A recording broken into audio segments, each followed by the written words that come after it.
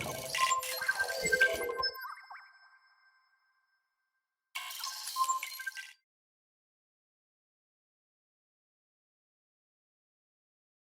morning, everyone.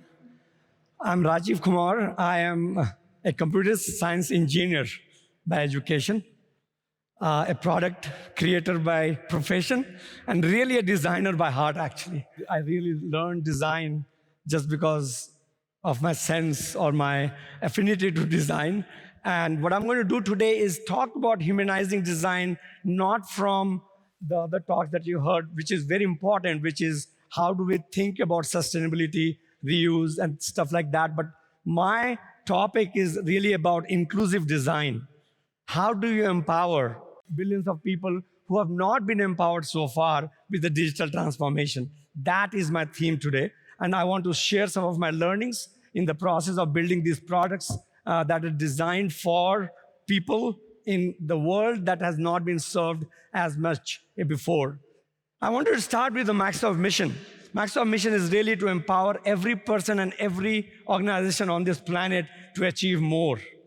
The question is, are we really doing that overall? If you think about the digital transformation of the last 25 years, most of the innovation has come from the D7 countries, really to solve the D7 countries' problems. But if you look at India, Africa, Asia, we are talking about 4 billion people who will never have a desktop, who will never use a browser on the desktop, but they all have a digital device called phone. How do we empower those next billion people to achieve more? What is productivity for them? How do we include them in the success that the world is seeing? That's the passion. That's what brought me back from US to India, actually.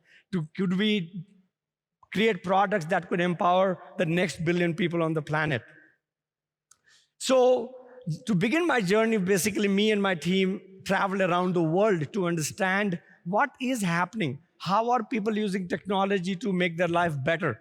This is all the places I have personally visited, almost 9 countries, just to do the research. I met thousands of people, learned a bunch. So I thought I'll start with the top 4 learnings that I have seen in this world. The first learning is that work is getting done on a simple interface called chat. And people are getting work done on mobile phone. That is a very foreign concept for many people who have just lived and grown up in the developed world. I was one of them.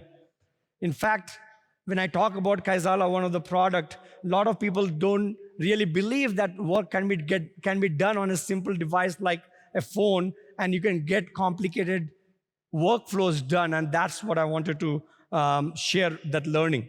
Second is people still look for structure in an unstructured world. Chat, by definition, is a very unstructured communication. If you have a chat app and you create a group of 50 people, you say, are you coming this Saturday? Somebody will say yes, somebody will say no, somebody will say maybe, somebody changed their mind, and at the end of the day, you have 500 messages and you're trying to figure out how many people said yes, how many people said no, how many said maybe, and the worst part is you don't know who are the 7 people who did not respond. It takes you 10 minutes. How do you make that 10 seconds affair? That was my design challenge when I started this work. With those mobile learnings, we basically in the last 5-6 years created a bunch of products. We started with simple note-taking app because about 6-7 years back, people wanted to take notes because that's the first thing people want to do, because they want to replace the little notebook with a phone. We created Parchi. Parchi in Hindi means notebook. Then that did not work because it doesn't scale and it became part of the operating system. Then we created something, Connections, which was a CRM on the phone. That was my biggest learning.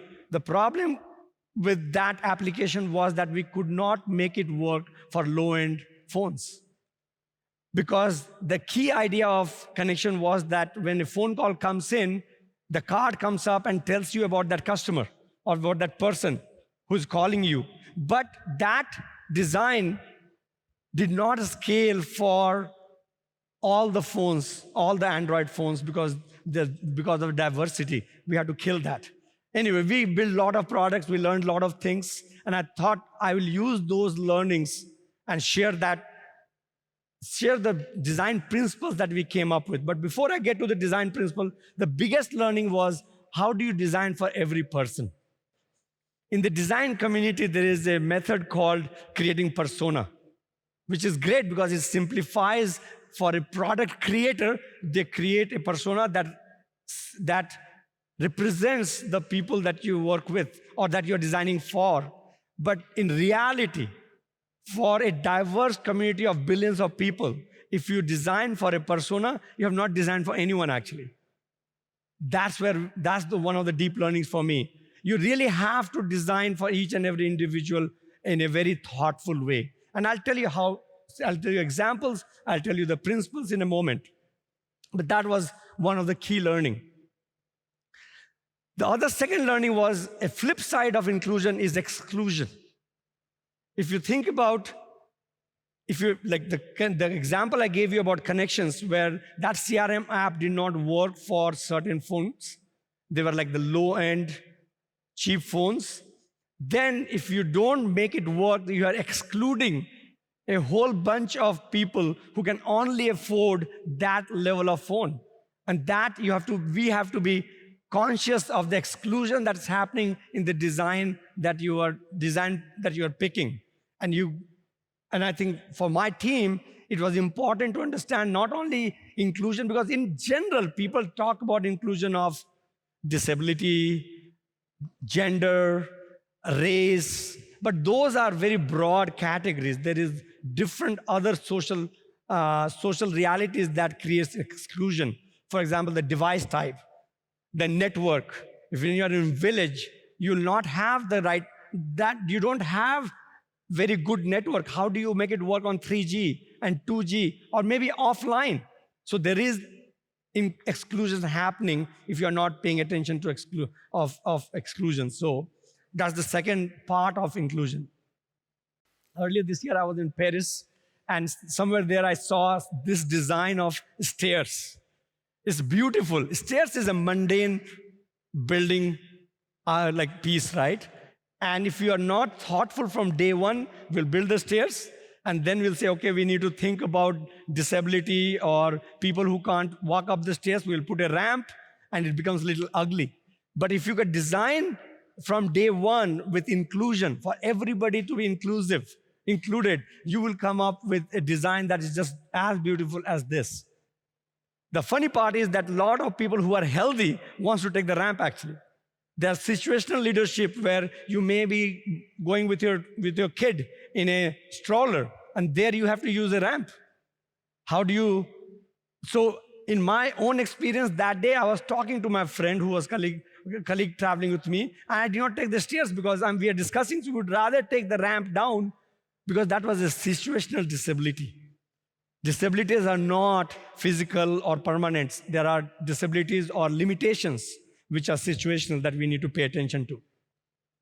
So let me just talk about the 3 design principles that we came up with as we were building this mobile-only product. The first one is design for what they already know.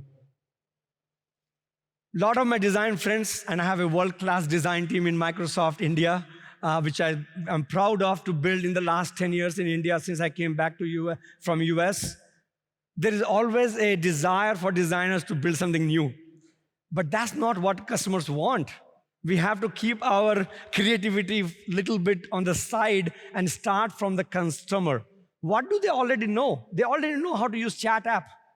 Maybe that should be the interface for the next software solution. That is one of the principles, and I'll talk about the details of that. Second is design for situational disabilities. It's not just about gender, it's not just about disabled human beings, but also about situational disabilities. Second principle. Third principle is designing to empower everyone to participate in your solution. How do you empower every person and every organization?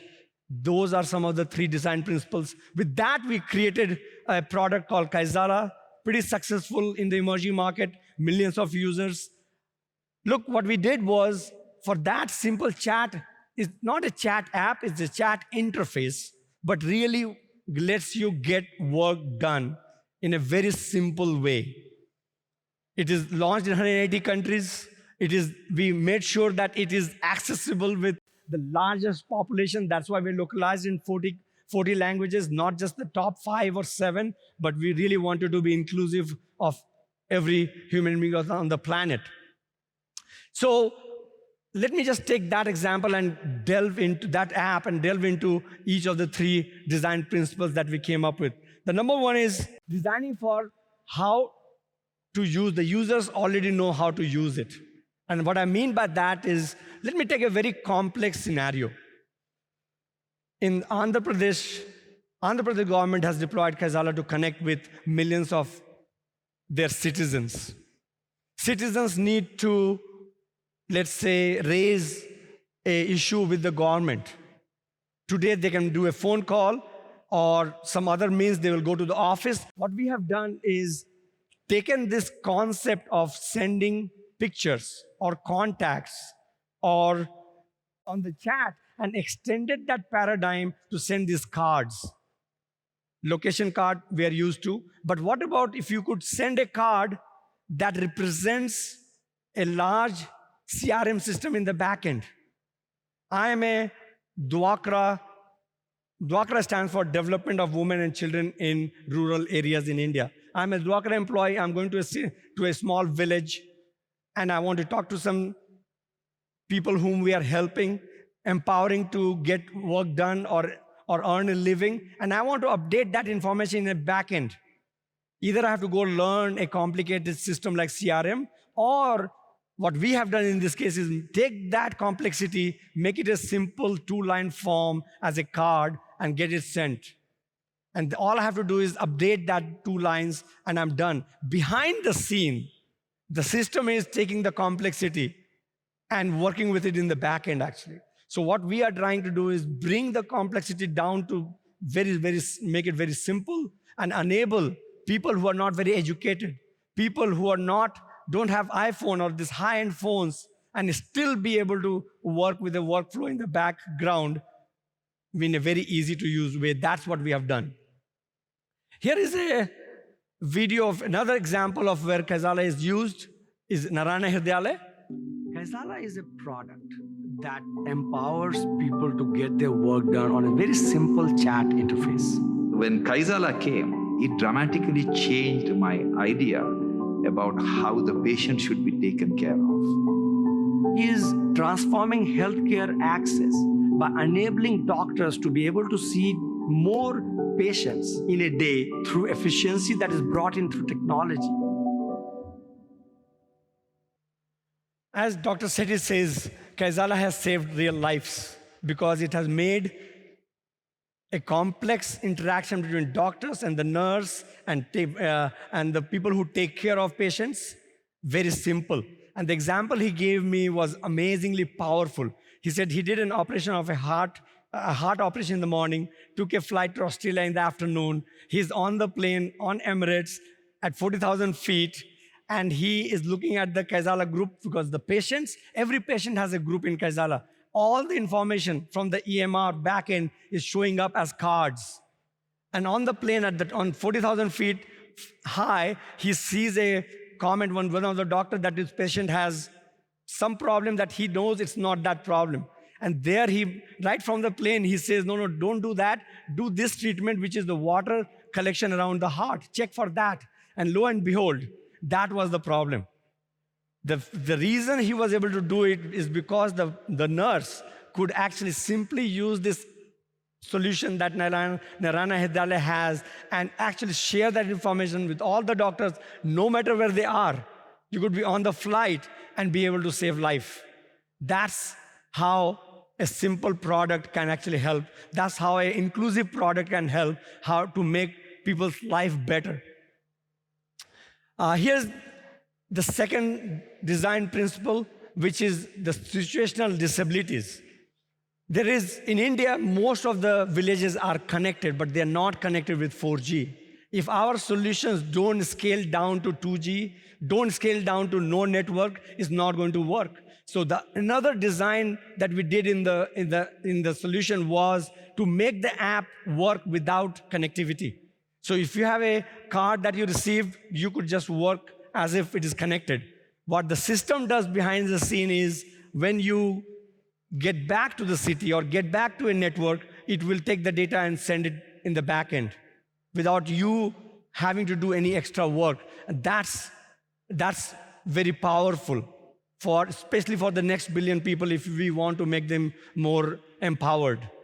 Similarly, device types. As I've already talked about, we need to make sure that the applications work across variety of device, cheap device, low-end devices.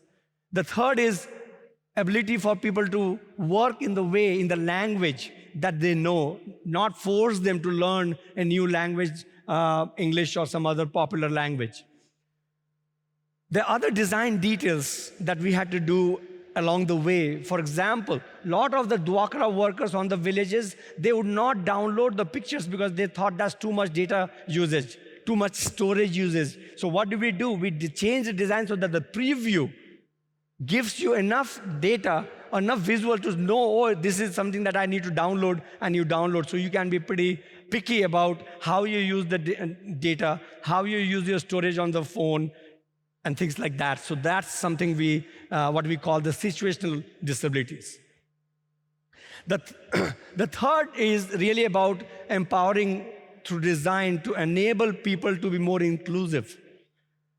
Here in this case, here's a person who has created these groups of thousands of people that she wants to connect to, but they are not in the enterprise. They are not in AAD, Active Directory. They're all phone users.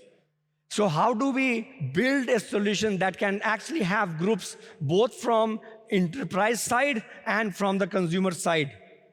What we call the inner circle and the outer circle.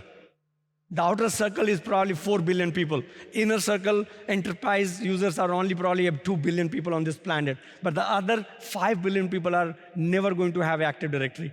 How do you empower them? How do you create the ability to connect seamlessly across this variety of different user types? And she's a happy user, trying to get these healthcare groups or with health tip groups. So in summary, the inclusive design really has 3 aspects. Design for what people already know, simplify the complex interfaces. The back end can be very simple, but the front end that you bring to these billions of people who are not that educated has to be simple. Enabling vernacular, different languages, 40, 46, 47. If you get to that, we are talking about 6 to 7 billion people that you can reach out to. Situational leadership I talked about, low bandwidth, bad or low-end devices. You have to, just like the staircase versus the ramp, if we design our software from day one to be inclusive, it will come out to be very beautiful design that everybody could use rather than an afterthought. And third is empowering everybody on this planet to be more empowered to run their businesses on a simple application like Kaizala. So what's next? Where are we going? Behind every great achievement, every triumph of human progress, you'll find people driven to move the world forward. People finding inspiration where it's least expected. People who lead with their imagination. But in an increasingly complex world, we face new challenges. And sometimes it feels like we've reached our limits. Now, with the help of intelligent technology, we can achieve more. We can access information that empowers us in new ways. We can see things that we didn't see before. And we can stay on top of what matters most. When we have the right tools and AI extends our capabilities, we can tap into even greater potential. Whether it's a life-changing innovation, being the hero for the day, making a difference in someone's future, or breaking down barriers to bring people closer together. Intelligent technology helps you to see more, do more, and be more. And when your ingenuity is amplified, you are unstoppable.